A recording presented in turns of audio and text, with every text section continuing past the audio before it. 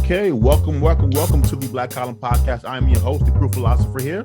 And I'm Shannon, aka your favorite player. That's your mic, Shannon? What? Does it sound bad? It sounds staticky. Oh wait, hold on. See, this is what happens when you don't do a mic check beforehand. But did not sound perfect. And I sound staticky right now? Now you're perfectly fine. Okay, I don't know. Shannon got all type of faulty equipment on her side. We apologize. But yeah, so welcome to the podcast, the Black Column Podcast, where you get an honest Black perspective on all things news related. Shannon, how have you been since the last time we recorded together? Good. What's been going on with me? Nothing really. Our return to office got pushed back again. So here I am working from home for another 6 months. So you haven't returned to the office yet? No. So my team, we go into work sometimes. I don't have to go into work if I don't want to though. So like if I choose, so optional return to office is starting to roll out. Like if you want to go to the office and work, like you can. That's starting next week. But mandatory return to office, it was supposed to be in October, but now they pushed it back to January 10th. So now you don't have to go back to work if you don't want to until January. So everyone that's at work at your company, those are people that choose to go back to work. Yes. And you won't have to go back to work until, I guess, a later deadline. Yeah, until January is right now what it's at. That's interesting. Mm-hmm. Are you going to go back to work before then or no? I don't know. I mean, the only thing that would compel me, unless I have to, because sometimes we have stuff going on because of my job. Sometimes we have stuff going on where we have to go in, but if I don't have to go in, I'm not going in. I'm not getting on the train and riding to Manhattan. No, I don't want to do it. Right, shit, I hear you. Yeah, that's a lot of work. I got you. For me, I've been doing okay. So I signed up for Google's certification program. Certification program, mm-hmm. And I'll be starting my course for IT support. Oh, soon. Cool. Okay. Yeah, so I'm excited about that. I signed up in August, but the course didn't start until like September. Yesterday, September 1st. So I'm excited to get that ball rolling. Yeah, I was looking into like the different things they were offering, the different courses you could take. There's like IT support. There was a data analytics. There was I think Android app creation or something like that. So the IT support seemed like kind of my field as far as, mm-hmm. I think I have a quick learning curve. I'm very comfortable with technology, with computers. So basically the course is supposed to be like 8 months if you average it out to like 8 hours a week. So they said that most people do like 8 hours of work a week. And if you course that over like, a couple of months, you should be completed by 8 months from the time that you start. Okay. I'm going to see if I can sneak in more than 8. Hopefully I can, but life does get busy, so I get it. But I'm excited for it. It's online. I can do it around my own schedule, so that when I do return to work or as my life gets more hectic, I can kind of schedule my courses around my life instead of the other way around. If I was going to like actual college or a school where my schedule's kind of set in stone and you can't really change things too much. So I enjoy that advantage as well. So I'm looking forward to it. I'm excited for, this work to get done. So yeah, that's kind of the only real development in my life that's significant, probably. Let us know how that goes as you're going. Yeah, if I'm doing well, you guys will hear all about it. If I'm like not doing well at all, I'm not gonna say anything about it. I'm just gonna I'm gonna ask you about it then. I'm like, what are you talking about, Shannon? I never what? Fake news. No. But yeah. So I'm excited for that. But yeah, that's kind of it as far as my life is concerned. So without further ado, we can get into the topics for this week because Lord have mercy, we kind of went through a crazy experience yesterday in New York City. So it was pitch black yesterday around, for me, I would say around like 6 o'clock, 7 o'clock. When I say pitch black, I mean, I was looking at my window and no lights, or at least it looked like there was no lights, probably because whatever the automated time the lights supposed to come on, it wasn't that time yet, but the storm clouds or whatever had blacked out. whatever light was Mm-hmm. coming in, it looked very eerie outside, right? And then, like an hour or a half hour after I noticed the pitch blackness, I heard like this intense rain. Mm-hmm. All right, went to my window. Shannon, my floor was soaked. That's how quick it happened. From Really? like the Your time that I apartment got heard it. flooded, or like slightly flooded? Like water came into your apartment? No, it wasn't flooded. It was just that the rain fell so fast that my Oh. window was open. Because I have, Oh, I have, okay. I have a fan in my window, so my fan was on. I heard the rain, went to check, walked over, so like I had a puddle on the floor. That's how heavy the rain the rain was. Yep. It was so quick. So now I'm getting the mop. I'm mopping up. We're closing the windows. Doing all that good stuff. And then the wind was picking up. Right now I'm on Twitter. You guys know I still on these Twitter streets. Looking at videos of people in New Jersey looking at a tornado touchdown where they were Yeah. at. I'm like, yo, what's going on? Find out, and this is on this is my fault because I don't really pay attention to the news for the weather. I just go to my iPhone for the weather. I don't really watch the news for the weather, so I didn't know that what happened to us yesterday was kind of a tropical storm Ida, who was a hurricane, hit New Orleans, traveled all the way to the northeast on land, Mm-hmm. and still had enough power to do this to do this much damage to New York City, to New Jersey. It took over 20 lives over here. That was some scary stuff. This is why you shouldn't rely on the weather app on your iPhone to get weather, because it's not going to tell you that there's a tornado coming. Okay. I did get the flash flood warnings though on my phone. I did. I gotta. So a lot of people got different warnings depending on where you're at. I got a full blown tornado warning where I'm at. It said to take shelter, like in like a interior room or like a basement or something like that. That's what mine told me to do. The problem in New York City is there's no place to go. So I was watching No. my phone and it was saying, flash flood warning, get above ground. Where are you going? I don't know. Wherever you are in the city, that's kind of where you are. There's Yeah. no place to run. There's no place to hide. If you're on the subway waiting to get home, guess what? You're gonna have to stay on that platform until the train comes so you can get home. And I was watching these videos of this water flooding the Yeah, subways. and they suspended all the subway service. So I'm like, well, how are you gonna get home if you're not home at the moment? There's no above. Like, where would you even go to go above ground? Like, I live on the third floor of my building, right? You would go higher and just sit in the hallway. Yeah, but my building goes up to the sixth floor. Oh, Like, then I don't know. It ain't so many floors I can go up. And if I was Yeah. outside though, so because that flash flood warning for me was like more for people that was outside, outside. Where are you going to go above ground? If you're walking the streets, there's nowhere to go. It's why you saw images of cars floating down the street, trucks floating down the streets, people. And by the way, all of you guys that were out there ordering food during this, you guys are some horrible people, right? Now I thought about it because I was hungry, but I was like, not going to do it because that's foul. But I see y'all didn't care. Y'all was like, oh no, listen, I'm gonna have to get my waiting for your food. People who order food, how long were you waiting for your food? Like, why would you even do that to some poor delivery person? I mean, also, to a certain why extent, are you out there? Well, I guess no, I wouldn't be out there delivering anybody's food. Sorry. I was going to say that. I was going to say, if you are the delivery driver or bike rider, listen, as soon as I got the flash flood warning, oh, my day is over. Yeah. There's no more deliveries going out. I don't care how much money I can make potentially because of these surcharges. It's not going to happen. It's not going to happen for me. I'm staying my ass home. So that was scary. There was images of like water coming from people's toilets into their apartment, which I would be so...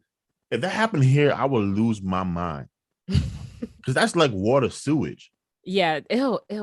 That's the part people don't realize is that was like a bunch of dirty water out there. So you weren't just like if you was walking through water, you was walking through water and like sewage. That's gross. I saw a video of a rat swimming in like the flooded subway. I saw that. He was like, that's gross. Like doing backstrokes and all of that stuff. Yeah. It was pretty disturbing. New York City is a dirty city. It's a phenomenal city. We have a bunch of entertainment. We have a bunch of people. The city that never sleeps. All that is true. But it's also true that this is a dirty ass city. Dirty.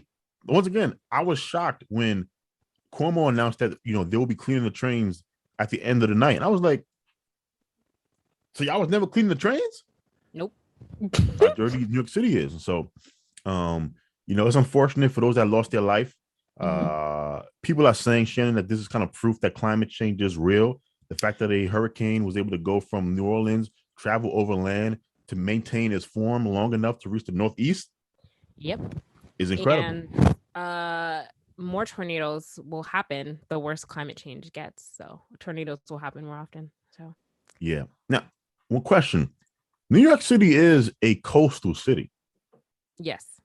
We are due for an actual hurricane kind of directly at some point. It's going to happen eventually. Mm-hmm. Like we are on the edge of the water at, whether it's 5 years from now, 10 years from now, 20 years from now, eventually we are going to get hit with the hurricane like head on.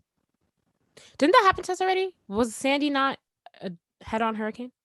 I don't remember Sandy. And when I say hurricane, I mean like a powerful hurricane, like a hurricane 4 or 5. Eventually, we're going to get hit with one of those. And based off of what happened yesterday, the city is not ready for it.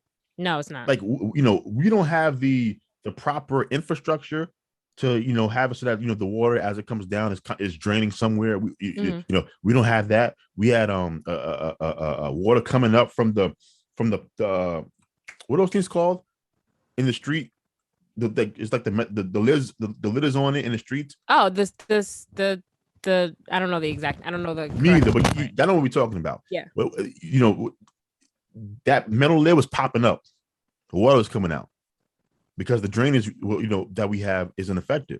Yep. So we're not ready for any type of major storm, probably because we're so accustomed to this not being a real problem.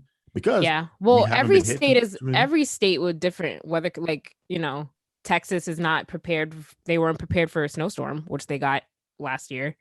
And it's just that's just the way it is everywhere. So we're if a powerful hurricane does come, we will be slightly screwed. Yes. Yeah, it's not looking good for us. I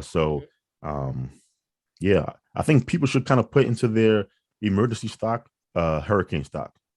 Yeah, like sure. If things get really bad, like I was thinking to myself that I have to buy like flashlights because I don't have any flashlights. Batteries. Yeah, I should have like flashlights. I should have batteries. I should have kind of an old school radio with an antenna. You wind up. Oh yeah, or one that you like wind up and it play. Like we have one of those. Yeah, so like emergency stuff I should have. We're so used to technology and things being on all the time that we don't even think about what would I do if this stuff wasn't here. And you should, because like life is unpredictable that way. So you should be prepared for everything and anything. So, so prayers if you were affected, if you lost somebody yesterday, praying for you and your family. But yeah, that was scary. Yep. That was scary. And so, and what else seems to be scary these days is a new anti-abortion law in Texas. Listen, if you're a liberal person, I don't understand why you have the compelling need to live in Texas. Y'all should move from there because Texas is not, it just doesn't seem like an appealing place to be if you're a liberal. Just throwing that out there. Yeah, I mean, that's easier said than done. Like, yeah, I know, but I'm just saying, like, why? Yeah, so like, well, people move to Texas for economic reasons, right? And so, I think Texas is one of the states that saw kind of the greatest increase in population during and after the pandemic. Well, we're still in the pandemic, but you know what I mean, right? After the earliest parts where it was really bad, Texas kind of saw the largest increase of people because they were leaving California, they were leaving New York, they were leaving, all of these liberal cities to come to Texas because lower cost of living, no taxes, it's warm, most of the time. And so Texas attracts people who might not share the politics of the local population. And here's the thing: if enough of them come over, you can change the politics, right? It happens all the time. People move to a certain location, they bring their political beliefs to that new location, and then that new location begins to reflect their own political attitudes. So it wouldn't shock me if within the next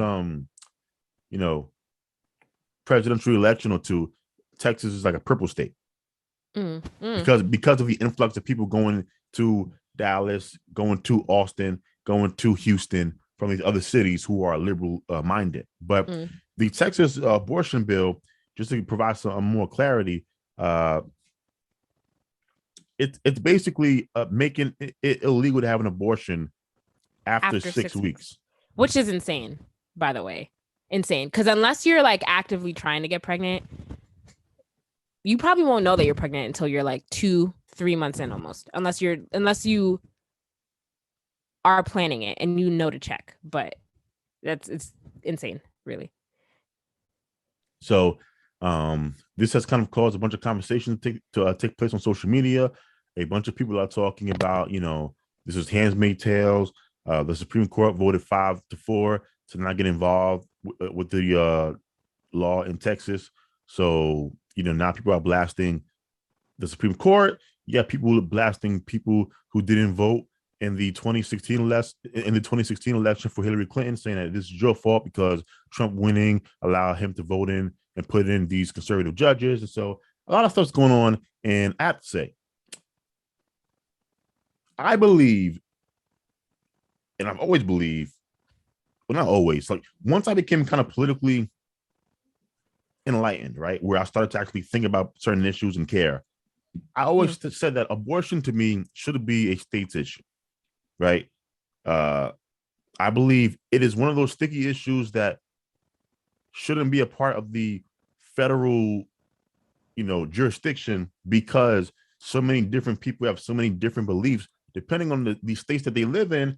And Roe v. Wade, reading that court decision, I don't think that the Supreme Court justices at that time actually interpreted that law correctly. Like, you ever read the Supreme Court decision on that? I don't know. I don't remember. It's really Maybe funky. At one point. Like the argument, so like it's really funky because I believe the ruling was along the lines of privacy, not it's just a funky ruling. I have to reread it to kind of explain it, but you should, if you're watching this or listening to this, you should go and reread the Supreme Court decision on Roe v. Wade. But yeah, I think it should be a state's issue, and people view people like me as problematic, but I think it's actually the only way to move forward, because having this constant back and forth, every 2 years, every 4 years about abortions, to me, is draining, and I think is actually counterproductive, because once again, if you are someone who is liberal minded, right, it's not like if you live in Texas, to your point earlier, Shannon, that you can't go to other places within a driving distance to get an abortion. And I also think we kind of, abortion doesn't have the same impact today that it did 20, 30, 40 years ago, right? Where the only interventions you had were, aborting a baby if you didn't want it, right? Like we have plenty of birth control, condoms, oral contraceptives, IUDs. We have Plan B. If you make a mistake, Plan B is effective up to 72 hours after the sexual experience happened. There's a lot more options that you have as a woman to prevent you from having a child that you don't want. And so I don't share the same politics as many of my female friends do on abortion. I just don't. I just don't. You're one of those, Jabaya, policing women's bodies. So that's an interesting statement to make. And I want to ask you a question, right?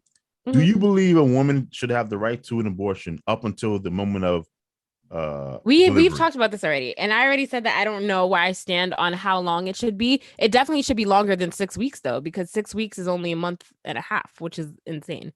But I asked that question, Shannon, because that puts if you have any pushback on that point, it means your whole women's body policing point is invalid, because I don't have any pushback on it. I just don't know where I stand on it, really. No, but you said that I'm trying to police women's bodies. And I'm saying that unless you believe that a woman should have the right to an abortion up until the moment she delivers, it means you believe in policing a woman's body because it Mm, remains her body through the entire pregnancy. yeah, So if you're not pro-abortion up until delivery, then it means that you agree somewhat in policing a woman's body. I guess so. But the only reason why I wouldn't so much as agree to it up until delivery is because it becomes dangerous for the mother also to have an abortion after a certain point, Oh, so which you is don't the only care reason. that the child? So you don't? Okay, so for you, it's not about that at 6 or 7 months that this is a moving I entity. mean, You just yeah, I mean, that's fucked up a little bit, but at the same time, like, I believe that you have to make the best, like, whatever choice is best for the situation, like, for your situation. You know what I mean? but Like, that line of thinking. Okay, so what if you have the child and you realize that you can't afford to take care of it? Should you have the right to kill it? no, not after it's born. But I Okay, feel like that's, wait, hold on. So, but what changes though? If your argument is you should have the right to get rid of the child at 6 7 months, if you believe that um it's the best thing for your personal life. If a woman gives birth, right, the baby is 1 day old. Like, what about that changes just because the baby's outside of her body? I don't know. I just feel like it's different. I just feel like, No, and I'm asking you to talk me through why is it well, different? okay, well, I mean, obviously, this is not like, this is more based on a feeling because obviously the baby is still alive even when it's inside of you. But I just view it as different when when you've given birth to it and it's alive in the world rather But the than when it's still inside your body. but it was alive inside Yes, your body. I know that. That's why I said it's not based on anything factual.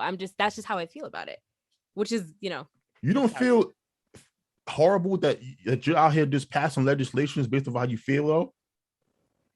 I don't think that there should be any legislation telling anybody what they can and can't do with their body. That's the thing. Like So you that so you believe that women should be allowed legally to abort in 8 month if she 8 months she should be able to give an abortion. I'm just listen, asking because listen, I'm trying I to already figure said out. I don't know where I stand on it though, No, but no, that's but the you thing. but this is There's a lot of like complex parts to this, which is why I have not found a stance. I am not firmly anywhere on it. but this is part of the problem though, is that no one has so you have all these sides arguing Mhm. positions, but no one is thinking anything through, like to its logical conclusion. Laws are kind of a representation of how we decide to govern ourselves.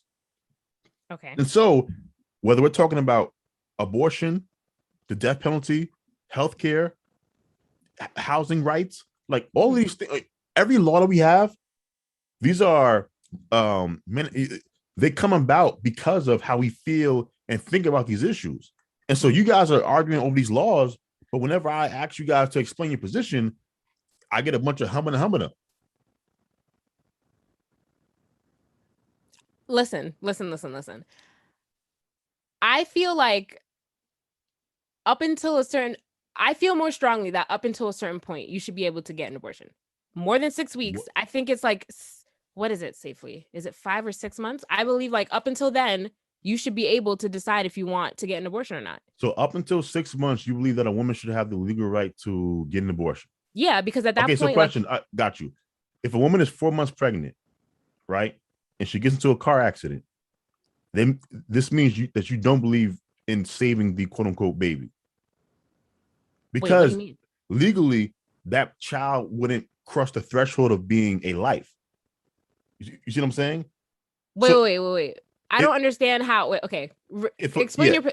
Okay, go ahead. if you're saying that you believe a woman should have the right to terminate the pregnancy Mhm. up until 6 months, it means that legally what you're saying is up until 6 months, this fetus is not uh, a biological entity because she has the right to terminate it.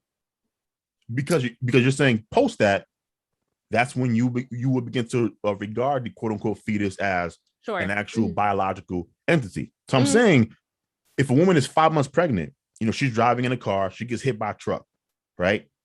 She goes to the hospital. Standard practice today is the doctors try to save the mother, and they try to save the fetus, Mm-hmm. right? This is before the child was going to come eventually, but through Mm-hmm. like technology, we can take this fetus, put it in, those machines and grow it externally outside of the mother. What I'm asking you is, based off your position, we wouldn't do any of that because it didn't pass the 6 month threshold. Thus, it's not a life. That has nothing to do with whether the doctor should save the baby or not. What do you mean? Because it wouldn't be a baby though. But that's not what I'm saying. I'm just saying that a woman should be able to legally choose whether or not she wants to abort her baby up until 6 months. But if she's in a car accident, I'm not saying that the doctor shouldn't save the baby. No, but what I'm asking you is, the premise of your argument is, when is something a life? Because if you're saying that you believe a woman should be able, like, you're all over the place with this. Like, because I asked you, I already said at the start of this that I don't have a clear position. No, but it's fine being all over the place because right now we're kind of fleshing out your position, which is a good thing.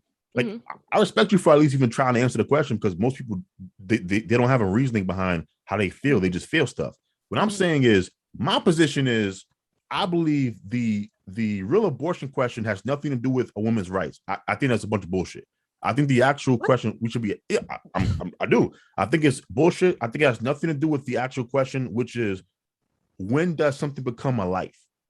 Because I believe that for me, somewhere between the time of conception up until delivery, before then, that entity becomes a actual person, where it can feel pain, where it moves. At that point, I believe that is an actual life. Now, what stage of that development we get there, I don't know. Is that 2 months? Is that 4 months? I'm not sure. And I wish we would actually have people with biological degrees telling us, yeah, 4 months, the fetus can feel pain or whatever. At 5 months, it can feel pain, it can move. This is a life, because we can grow these things outside of a mother and it becomes a person. So I don't think that's anything to do with y'all rights. I think that's a bunch of bullshit. But going back to your point though, if you're saying that you believe that women should have the legal authority to terminate their pregnancies up until 6 months, what I'm saying to you is, it's not the same thing as saying that anything before 6 months is not an actual, biological entity. Or are you saying that you support kind of the legal right for a woman to terminate a biological entity simply because it's inside of her body? Is that your position? Yes, that is my position. So, okay, so then my question is, why don't you just support abortion up until delivery? Because it's still her body the entire time. I mean, I guess so. I don't know. Like I said, listen, it's not, I feel like it's not that simple. There's a lot of factors that go into it, which is why I don't have a clear stance on this. But you haven't given me one factor. Like, so give me the factors that go into this that make this a tough thing to. Because it is still a life. It is a living life that's inside of you, but it also is your body. And like, I feel like you get to I feel like you should still get to determine, like, if something is not if it's not the best situation for you, I feel like you should still be able to determine that, because it's your body. But also I'm torn because it's still a living thing that's inside of you. So that is where why are you looking at me like that? But that's what I'm saying though. So what? If your only argument is because it's inside of you that you have the right to end it, I'm asking you, well, like, what difference is like a day? Like, pre-birth and 1 day pre-birth, 1 day post-birth. Like, you should be on the side of, a woman gives birth, she realizes, oh my God, this is not the best situation. She should have the legal right to, take a gun and put a bullet through the baby. No, the baby's not inside of your body anymore. The baby's outside of your body now. But it's still, but it's but still. The argument I was making is that it is your body, and you get to you should be able to get to decide what you want to do with it. If the baby's not in your body anymore, that's not the same argument. Yeah, but it being a biological entity is the same though. So like, no, that's not at all what I'm trying to say though. No, but I know that you're avoiding it. I feel like that's not the same. I feel like that's not at all the same thing. No, you're avoiding it. That's the point. I'm trying to ask you, why do you believe that simply because this entity is inside of the mother, even though you acknowledge that it's an actual living organism at 8 months, why does it being inside of her give her the legal authority to end its existence just because she's carrying it? I'm asking you, like, how do you rationalize those two things? it's your body. It's living inside of your body. It is taking your resources. It is something that's living inside of you. So I feel like it's different than when the baby is out and it's no longer relying on your resources or anything. It's living outside of your body. It's two different things. But it's not two different things because babies are just as attached to mothers post pregnancy as they are inside. Like if like children are helpless. No, I'm being serious. Like children don't exist without parental feeding, parental attention, parental love. Like mothers do just as much work, the first 9 months, after the child is delivered, as they did the 9 months to create the entity inside of their body. And so like when you read these stories about women who end up getting like 10, 15 years in jail because they killed their newborn, I always look at it like, well, okay, well, isn't that the same thing as if she would have gotten an abortion because the child is like 1 week old? Like it's still taking her resources. Like it's not an actual person as far as it can do for itself. Okay. Mm-hmm. And so I'm just saying, like, these positions don't have any logical explanation for it. I heard somebody on Joe Rogan's podcast say the realest shit ever, and he said, what? Oh, okay. Joe Rogan's podcast. He said he supports abortions, and he also supports killing children after they're born, because if the situation is not in the best, if the circumstances surrounding the child is still bad, that the mother is poor or she can't provide for the child, he believes that legally children should be terminated. Whether I agree or not, whether I agree with that position or not, at least it is intellectually consistent through the entire way. He's saying he supports abortion. And I feel like once it leaves your body, I feel like at that point there are lots of other things you can do. Not related, like there are lots of other things you can do if you can't take care of the child. You can give it up for adoption, drop it off at a fire station, go ahead. But pregnancy, I feel like you can do that if you're pregnant as well. You can not. But pregnancy, men don't realize, especially, that pregnancy takes a large toll on a woman's body.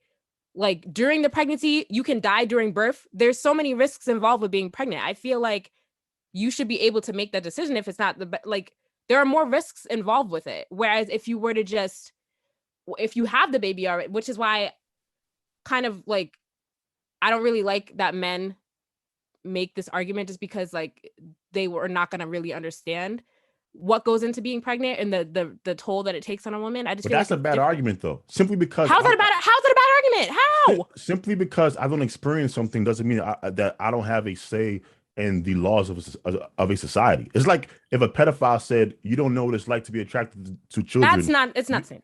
How's not the same thing? It's not the same. No, logically explain how it's not the same. How is that the same? Okay, whatever. Okay, continue. Continue. I'm saying, okay. You're saying if I don't know what it's like to experience something, I should not have the right to dictate societal laws around it. When I'm saying like I said, there are many factors involved with being pregnant. It takes a toll on your body. It's draining. Childbirth is extremely risky. If you don't want to go through with that, I feel like you have a right to decide that. Whereas if you already went through and gave birth to the child, there are many other things you can do if you cannot take care of the child once the baby's out of you. Go drop it off at a fire station. Go give it up for adoption. I just feel like the circumstances are different when it's in your body and when it's not. Yeah, you did a better job than I think most people would do. That said, I do think this was still like a weak argument. Whatever. I'm just saying, I do think it's a weak argument. Look, this is why I think it should be a state issue, because like just let people decide this on like a local level, right? So like if Utah, where it's like 85% Mormon or something, like if they all decide they don't want abortions or like very limited abortions, and they're like and they agree on like an 85% clip in Utah, I say let people in Utah do what they want to do in Utah. And then people in New York City want to allow abortions up to 9 months, let people in New York City, decide what they want to do in New York City. This is why I'm against kind of this whole let's have one policy across the entire country. Because it's not what the founders intended the country to be for. You know, each state is supposed to operate almost as if it's its own country, and we just share, you know, currency and freedom of movement within the states. But we're not supposed to be governing as if we're one, you know, one people across the board. I think we could avoid all of this arguing and fighting every 4 years if we just said, you know what, state issues, argue amongst yourselves. So yeah, so that, you know, like I said, I'm very interested to see how this plays out. You know, Nancy Pelosi is trying to reconvene Congress so that they can take up legislation to codify Roe v. Wade and make it, you know, put it under like a federal law. So that'll be interesting to see if they'll pull it off. They won't pull it off, but you know, it'll be interesting to see if they will. But yeah, so new COVID strain, Shannon. New COVID strain. Listen. Are we ever gonna listen? I don't know. I've given up on hope for humanity. I feel like this is the end of days. It's never ending. Where are they getting these names from? Like, why is this called Moo? I don't know. That's a good question. I think it's because actually, I'm not even gonna pretend I know the answer to that. I don't. Look, this is. I was trying to look up how do scientists name COVID? How they name strains of viruses? I thought they were going in like you know, from alpha to beta to delta to. That's what I thought it was too, because that's how they name hurricanes. They go in alphabetical order. So I thought that was the same, but yeah, I'm guessing, you know, they ran out of letters. But anyway, yeah. Look, man, we're all going to get COVID at some point. Yeah, but it's kind of scary. So they said that they're monitoring it to see if it like kind of evades the vaccine and prior COVID infections, which means that if you had COVID already, you could still get, if this strain is like basically it doesn't matter. You know what I mean? Like they're saying that it's potentially like it's a potential that you could get hit just as hard, even though you've had it already. So hopefully, which would be awful. Yes, I can imagine getting hit hard with COVID once and then getting hit hard again with like a different strain, and then again and again. Yeah, that would make me very upset with myself and the universe. That said, here's what I will say though. Do you think the strategy should be? And once again, I have no real knowledge in epidemiology or whether or not what I'm about to say sounds phenomenal or if it's like really stupid. But I mean, I'm gonna propose this to you, Shannon. Mm-hmm. Do you think one thing that we should be looking to do is to get us vaccinated, but then have us like immediately go in the world and like mix up with each other so that we can catch COVID while we're vaccinated, which decreases our likelihood of getting a serious illness. But once we get on the other side of the illness, we'll have natural immunity. And there's been multiple reports that have stated that immunity from having COVID is much stronger than immunity from the vaccine, the vaccines. Yes. Would that be a viable path forward? Yeah, but isn't that kind of like what's happening now? Like, isn't that why they're kind of like trying to push so many people to get vaccinated so that it is okay to then mix in public? And then I don't think so, because it's confusing. Mm-hmm. Because isn't like what we're hearing from Congress and the CDC is that if you're vaccinated, you still have to mask up. You know, you still have the social distancing. So what I'm proposing is vaccinate people and tell the vaccinated to go back to their like day-to-day lives so that they can get the real strain, but they have protection against illness or serious illness, and then they'll have stronger immunity from having had the actual virus, and that will kind of get us close to being on the other side of this thing. Once again, I have no background in epidemiology. I'm sure there's a logical explanation as to why, but maybe it's not because we've been fucking up this pandemic since the beginning. But yeah, it feels like we're never going to get back to go outside and stuff. I feel like I sound like a 5-year-old. Well, I feel like at some point, because you know all these restrictions that we have, they can't be in place forever. I feel like there's going to be a point where we kind of just go back to normal. And I feel like I don't know, it's a very weird time that we're in.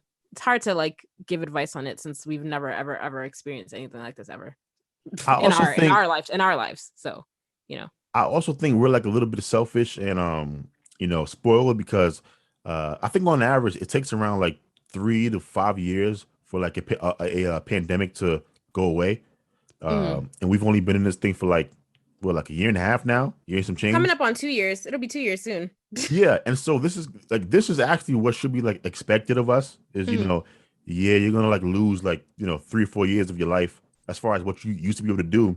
And we've actually been saved a little bit because of the vaccines. Like vaccination is a tool we have now that we didn't have during like the bubonic plague and Black Death and polio, all the like chicken pox. We have technology now that allows us to, for the most part, live as close as you can to a normal life, even though there's a new and deadly disease out there. So I do think maybe our expectations might need to just be a little bit more realistic about um you're gonna be like this a little bit for 3 or 4 years. Yeah, don't stop your life. Continue to go out and do things outside, outdoors. But like concerts and stadiums and all of this stuff. Yeah, it's gonna be very hard to kind of do that if you don't want to spread this virus. And we know as the virus spreads, what happens? It mutates. Now, one question I have for Moo, or whatever that is, it Moo or Mew? I have no clue. Yeah. I'm gonna say it's Mew because I hope so. Moo sounds dumb. So one question I have about Mew is if it's going to be more deadly. So, and is it going to be more transmissible? Because like Delta was more transmissible than the previous strain. So is Mew more transmissible than Delta? And is it more like, does it cause more severe illness than Delta? Does it cause illness to befall upon you quicker than Delta? Right. So these are this is the type of info I'll be looking for the media if they can actually get their head out their asses to tell the people about, because that is extremely important. Yes, it is. Instead of them talking about Joe Rogan all day long. That was annoying. I was in a room yesterday and I heard my mom listening to CNN. Don Lemon, yeah. Don Lemon was going on Joe Rogan. And I'm like, of all the real world issues that we have right now, you guys are Joe Rogan's a little problematic though, because he has COVID now and he said that he took that antibiotic that they give horses or whatever that ivermectin. Huh? He took ivermectin. Yeah, that thing that they give to livestock. I don't understand what's driving people. Like, why are people taking that? Because there is mixed results about whether or not ivermectin is effective as a treatment for COVID-19. It's a livestock medication. Okay. Yeah, but we use. Do you realize where medicine comes from? No. we use all types of stuff that we use for pigs and cows and stuff, mutated a little bit and use it for human beings. That's what medicine is. So right now there's mixed evidence that ivermectin might be a realistic treatment for people that have COVID. Some say that the evidence some say the evidence is purely as a what's the proper term? Prophylactic? Is that what it's called when you take it before you get sick? Oh, I don't know.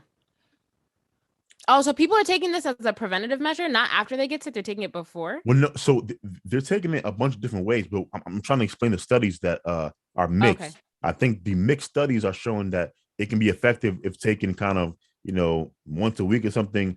And if you happen to catch COVID, you don't get as sick. Some people are saying that the studies show that if you take it after you have COVID, it'll shorten your the days of your symptom, etc. Right? So there's mixed evidence out there. But so what are scientists saying are the dangers of taking this drug? I mean, taking any medication that is not prescribed to you is dangerous. Number one, I'm not even sure if he's taking the same ivermectin because remember with hydroxychloroquine, there was like a hydroxychloroquine for humans, and then there was one for like fish tanks or something.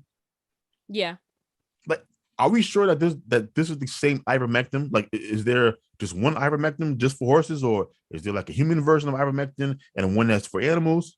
I mean, that's a good question. I don't know. No idea, right? So I don't know what Joe Rogan is taking exactly, but my overall point is, Don Lemon, we have actual problems in the world. Joe Rogan is a single person. Why are you spending an hour or like 15, 20 minutes talking about Joe Rogan?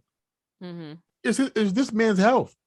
If he wants to take ivermectin, I'm sure he has a bunch of smart friends who are actually doctors and whatever, and they're the ones telling him what to take, how much to take, et cetera, right? All people in the medical field don't agree on this thing. And that's kind of one thing that I wish the media would stop lying about. This belief that there's like a universal medical opinion about whether it's vaccines or ivermectin or coronavirus or what the plan should be moving forward, that's a lie. Mm-hmm. It's not some universally agreed upon stuff. I wish they would stop doing that and be honest about the fact that, yeah, you have different people proposing different things. This is just the world we live in now. We live in a world full of misinformation. So yeah, and a bunch of it comes from the mainstream media. So yeah. what do we have left? So we have 15 minutes left.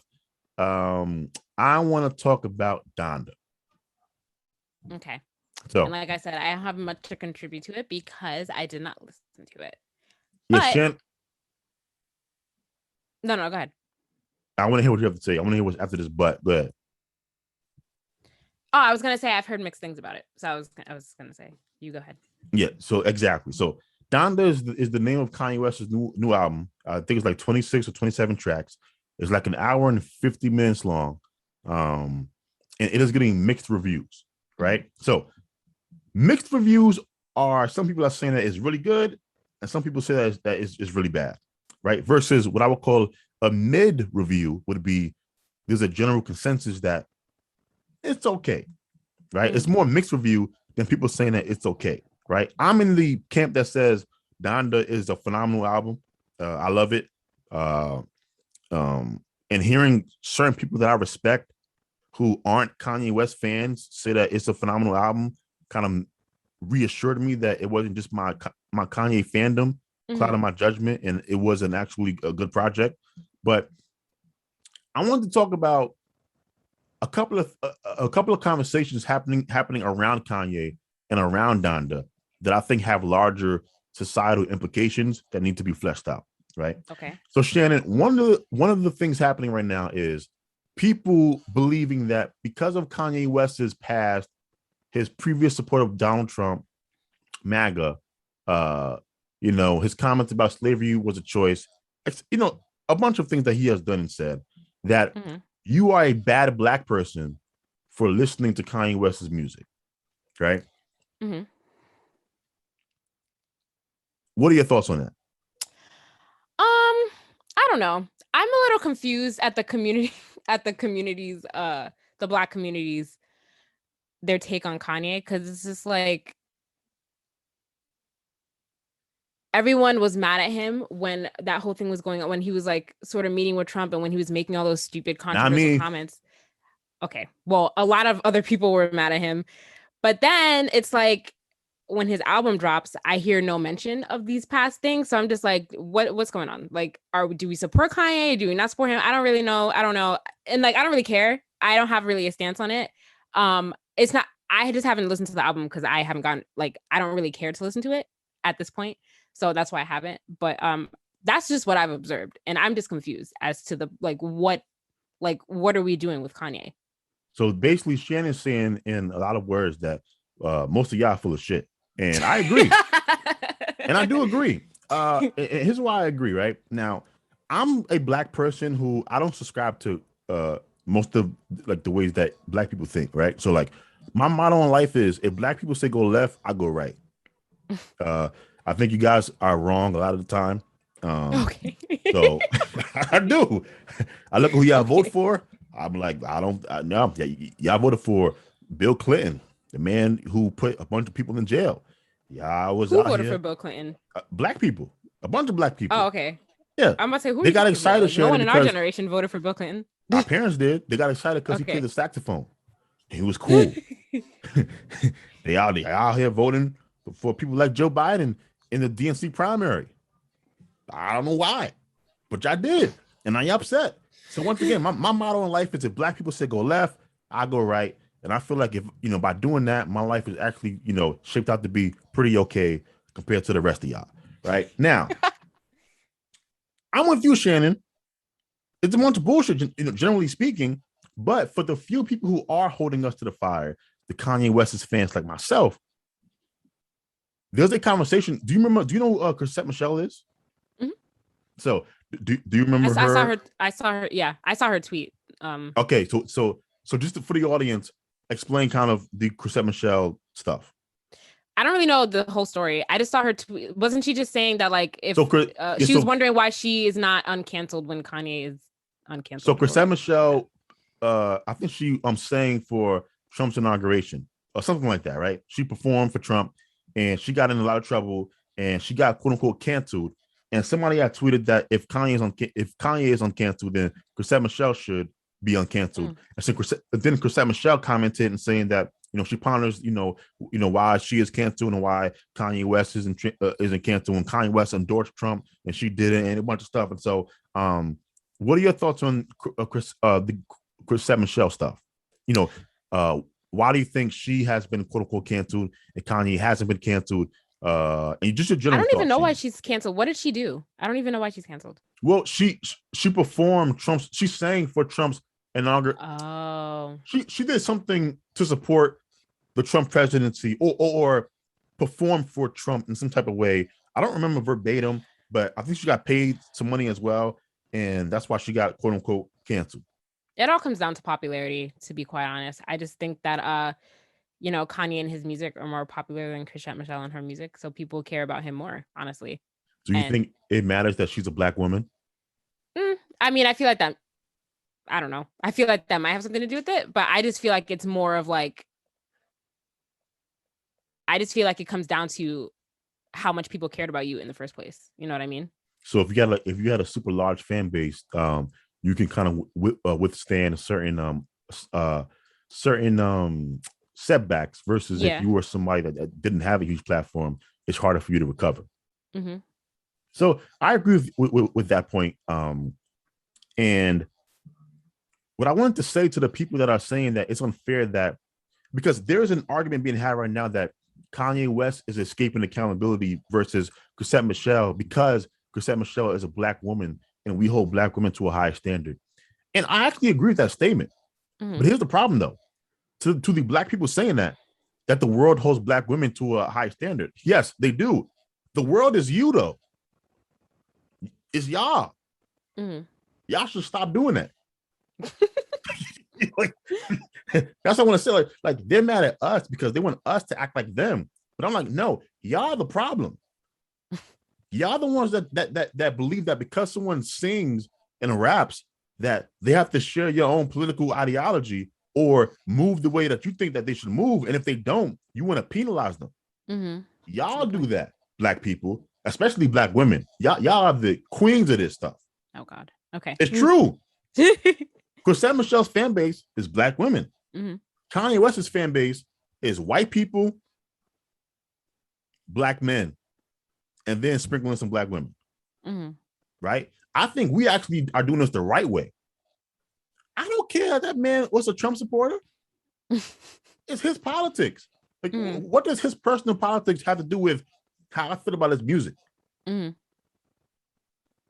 There's no connection there. And so I believe we should actually uncancel Chrisette Michelle. And I'm asking for the black women who helped cancel her. How about y'all do the work to uncancel her? We can't keep talking in these abstract terms about the world does this thing where they hold black women to a higher level of accountability. Yes, you are the world. Y'all help her out, help her sister out. And you know what, Chrisette Michelle, you was tripping. Our bad. She would probably really appreciate it. And so to my Kanye point, people are saying that we shouldn't be listening to his music because of his past transgressions. I think that's ridiculous. I judge the artist by the art. I don't judge the artist by what they think about anything else. Now, I'm someone who actually happens to agree with a lot of Kanye's political opinions and political thoughts. Like I said, I think black people politically y'all are ridiculous, and how y'all move throughout the world. Yeah, so if I had to follow somebody, I'd probably follow him over y'all, but that's a conversation for another day. The second thing I wanted to ask you, Shannon. So Kanye West, he put Marilyn Manson and the baby on a track called Jail, right? Now, the baby is, got in trouble because of his comments that were deemed homophobic or whatever. And Marilyn Manson is facing like abuse charges, right? Against women. Yes. And he got in trouble for that. And so people are saying that because of that, we should have listened to the album. What are your thoughts on that? Well, I think that is a little problematic. I don't know why. Why did he put them? I don't know. The baby. I don't really care for him at all or his comments. But like, I feel like maybe like he could have got away with that a little bit. But why Marilyn Manson? Why? I don't understand. What was the purpose of putting him on your album? So I would ask you this though: why does the baby get a pass, but not Marilyn? I don't know. Just because, like, I feel like I don't know. I'm not saying it gets passed. I'm just saying like I can understand like why he could have slipped in there because like that just happened and like I don't know, but like I don't really know like why Marilyn Manson. I just don't understand. My logic really doesn't make sense. I didn't hear the song. I didn't even actually know that both of them are on the song too. You just said that, but I just don't understand why. Like, why did he put him on there? I get what you're saying, but I'm asking why. Okay, so do you think he? Also, it's interesting that that song made it onto the album when a lot of other artists were saying that they had songs on that album and the songs got cut from the album. Kanye did them a favor. That Soulja Boy verse was horrible. I heard it. It was horrible. It was so bad. I mean it. It was horrible, Shannon. Like that thing was. Kanye must have heard that verse and he was like, "Oh my god!" Now he did mess up because, Kanye is probably like non-confrontational like me. So it's hard to tell somebody, "Yo, that was awful." I mean, I don't really know how Soulja Boy even made it onto one of his tracks in the first place. I feel like they don't mesh together artistically. He definitely did on that song. But back to my point. See, my politics are, Shannon. I think this is gonna be viewed as problematic, but once again, this is like one of those things where I'm proud of myself because I'm consistent. I feel like if you are a free man or woman, free as in you're not in prison, you should be able to do whatever you want. I'm serious. Y'all don't want to be making these little rules that you apply to people based off of how you feel about them. Do you listen to Chris Brown, Shannon? Yeah, I mean, not actively. I listen to his songs. Like, I don't change the channel when he comes on the radio. Okay, do you feel like Chris Brown should be allowed to make music? Yeah, whatever. Yeah. Okay, so you don't think it's I'm not saying that anyone shouldn't be allowed to make music. That's not what I'm saying. I never said that. But would you look at Kanye funny? Because Chris Brown was one of the features. Yeah, I know. Okay, so why isn't his past problematic? No one was complaining about Chris being on an album, but they were complaining about the baby Marilyn Manson. So I'm at like, so why? That's a good point. Yeah, this is what I'm saying. Y'all don't have any type of logic behind how y'all feel. Y'all just feel a bunch of random shit. And so, for me, I believe you, as long as you're free. If R. Kelly beats this in an alternate universe, right? Let's assume R. Kelly beats all of these kids. Like, he's going to jail. He's done. he should be trying to find a way to pay somebody to kidnap him and and bring him to Bali, where Russell Simmons is at, right? That should be his game plan. He's going down. But let's say in an alternate universe, he somehow beat all of these cases and he was a free person. My politics say if you want to create some new music and release an album, he should be allowed to.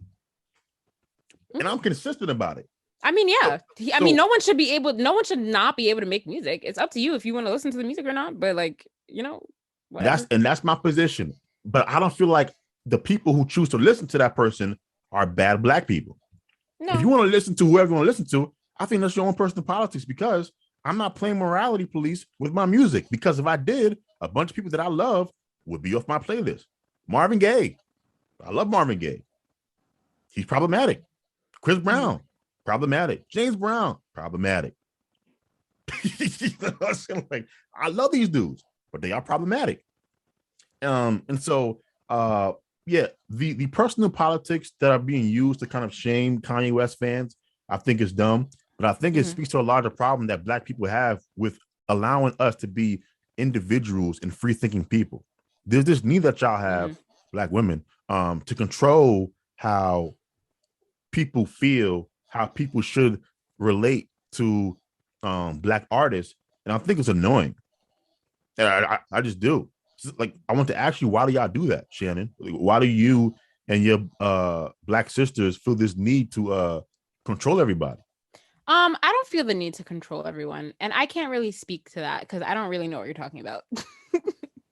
Wait a minute. You don't think that you don't see this trend amongst Black women that they need to they're constantly trying to shame people to vote a certain type of way, or to shame people to think you don't see that, Shannon, realistically?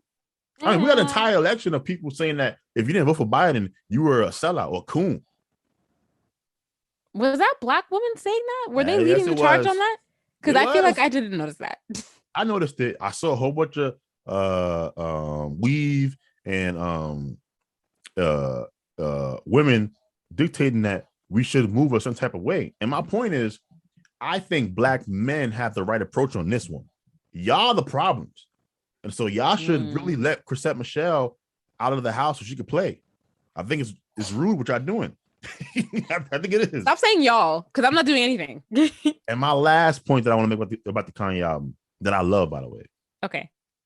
is it possible, Shannon, for an album to be great, even if it does not have what I would call replay value?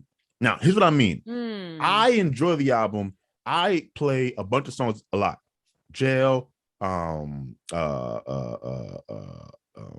the joint with Lauryn Hill, Keep My Spirit Alive, 24, Off the Grid, Hurricane, like you know, there's a bunch of songs off the track that I love. Right, I love at least half the album, like probably Okay. 14 songs if I remember what I was counting. That's what everyone says, though. Everyone says that they only liked half of it. Well, the problem is there's like a bunch of part two songs on the track. So Mhm. it's 27, but like four of the tracks, like quote unquote part twos, which are kind of alternative versions of songs that are on the album. Okay. But once again, it's a 27 track album. Like Usher's album Confessions was like what, 24 songs? I don't like all 24 of them songs, but I love that Mhm. album. Like I Yeah, love I know, but like, Confessions. it's just interesting that you said like half, because that's what most people have been saying. But how much of an album that's that long do you usually love though? That's true. Okay, Like you're right. the Mhm. album that you love, all of it is like what, like 11 songs. Like Yeah. Michael Jackson's Off the Wall Thriller, like 11, 12 songs. When you get to like double digit, like either 25, 26. But once again, I love at least like 14 of those tracks Mhm. that I play fairly consistently. But once again, my question to you is though, even if an album doesn't have replay value, does that mean it's a bad album? If Because I feel like part of what Kanye is trying to do with this album was have an experience. Because once again, an hour and 50 minutes, I don't care how good the shit is. I ain't listening to something for 2 hours like every day. That's a lot of time. Yeah. Um, but what if an album can be received the same way you receive a movie? A great movie, I only listen, like you only watch a great movie like what, maybe 2 times, 3 times a year.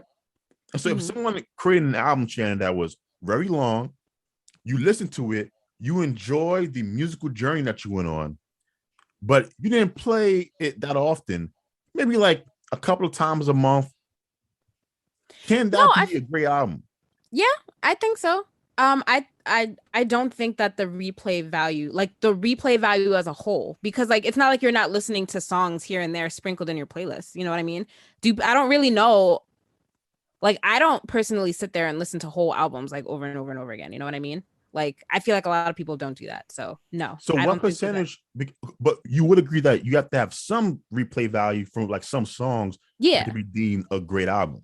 Yeah. If you listen to an album once and then you never listen to any of the songs off the album again, I feel like it's not a great album. You know what I mean? But So agreed. So mhm. what percentage of an album has to be replayable for it to be like a great album? So like if you have an album, for me, my metric is half. Yeah, right? I was So gonna say half. Half is yeah, good.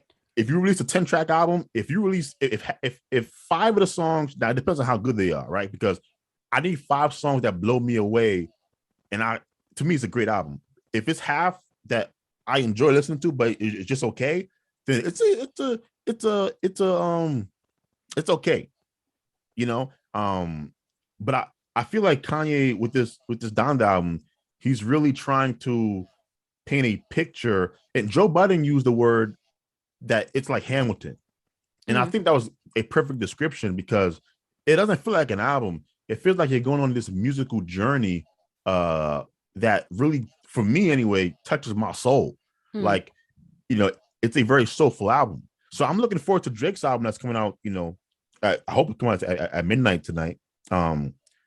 But I know for a fact it's not going to touch me the way that Donda did because that's not what it's designed to do. No, I mean, it'll be good, but Drake is by no means a lyrical genius. Well, no, he's more lyrical. He's more of a lyrical genius than Kanye West. I think what you're looking for is Drake is not really talking about anything worth a damn, really. Yeah, that's what I meant. That's what I meant by that. Yeah. His wordplay is phenomenal. But to your point, I meant he's not saying anything in his music. Anything too deep. Anything substantial. Yeah. Anymore, I would say. His early stuff, I do think was very like some of his songs did touch me a little bit. But like what songs? Wait, which songs really touched you? The one that he had I'm just curious. Take a Shot for Me. Remember that song? I can see it in your eyes. Oh, okay. You know what? That one was a good one. You might have got me on this, Shannon. I'm trying to think of a bunch of. The problem is I enjoy his music, but it's about a bunch. It's about women and it's surface level stuff. Yeah, very surface level. But it's fun to listen to. It sounds good. Versus, I feel like the Kanye stuff. Even if you don't like Donda, go to like Kanye's catalog. It's deeper music, like Runaway, Through the Wire. Like Diamonds Are Forever, like those are actual like soulful rap that kind of hits the soul. And so I think with Donda really, I think Donda's going to end up being kind of like 808s Part 2, right? I hated 808s when it came out. I couldn't stand. I didn't. That wasn't my favorite album. But now it's kind of viewed as a groundbreaking album that changed the direction of hip hop. Because of the singing and all of that stuff that he was able to do on 808s and Heartbreaks. So I think Donda is going to be received the same way. And so, I'm not going to belabor the point too long, but I love Donda, but I think the politics and stuff around it that people are using to try to shame people from listening to it, I think y'all should stop doing that, Shannon. So if you could tell your sisters to stop, that would be much appreciated.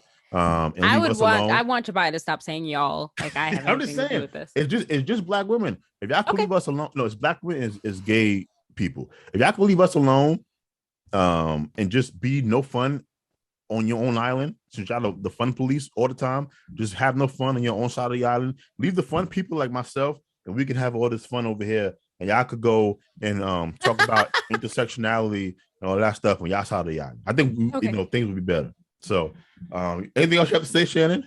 No. No. I enjoyed myself. This was a great podcast. Thank you, Shannon, for rocking with me today. Shannon's gonna have a better mic and speaker soon. I don't know what she's doing. She's making all this money, but she spends it on clothes and trips to Jamaica that she cancels. It's bills. So. That's what it is. I do not spend it on clothes. Okay. But I'll get a new cable next week and I'll see what's going on with that. So without further ado, thank you for rocking with us. We will see you guys next week. Deuces. Bye.